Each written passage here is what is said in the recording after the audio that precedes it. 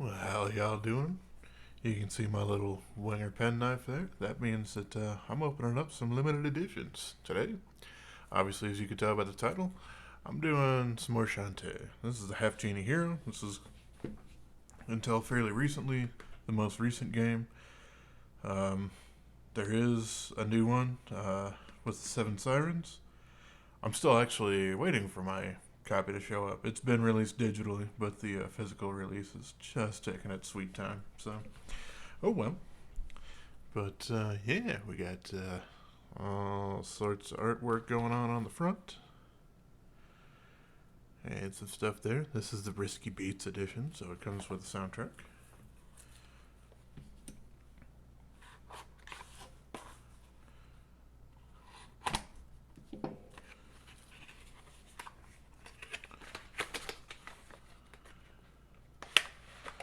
Speaking of, there's that.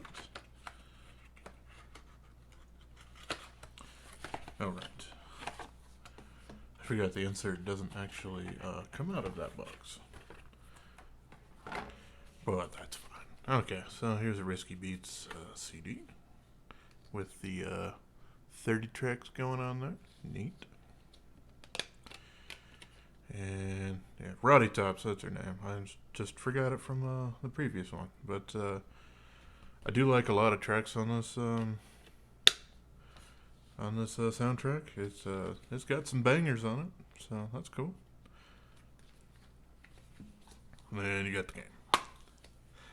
No reverse artwork or anything. Obviously, the game. I actually keep it pretty close to my Vita because I end up playing it there most of the time.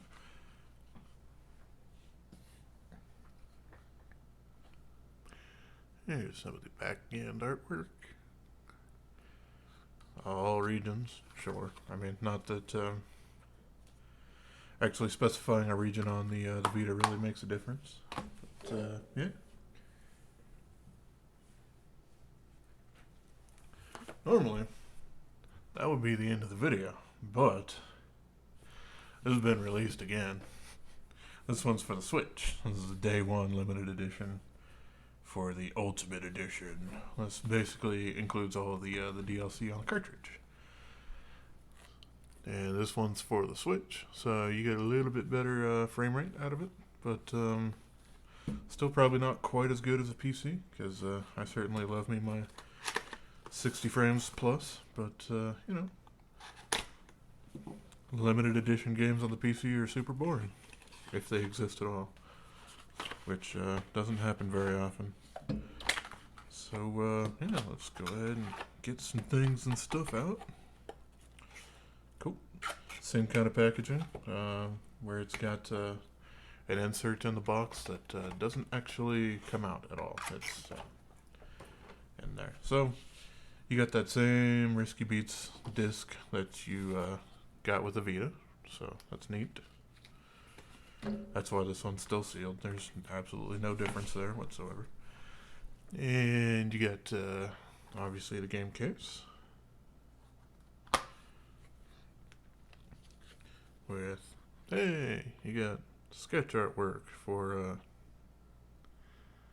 the inside cover. Something you didn't get on the Vita.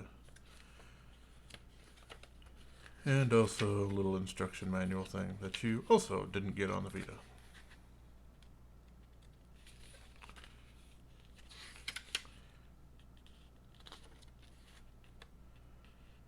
Kind of thought they'd list the backers for it, since this was a Kickstarter game, but looks like they did not. Oh well.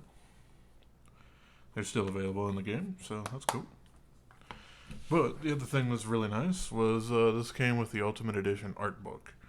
This was something that if you wanted to get a hold of beforehand, you had to buy a higher tier when it was on Kickstarter to begin with, long before the game actually was released. Obviously, that was in a larger form factor and everything, but nonetheless, they did include it in here, and that makes me happy, because I do like a lot of the artwork to these games.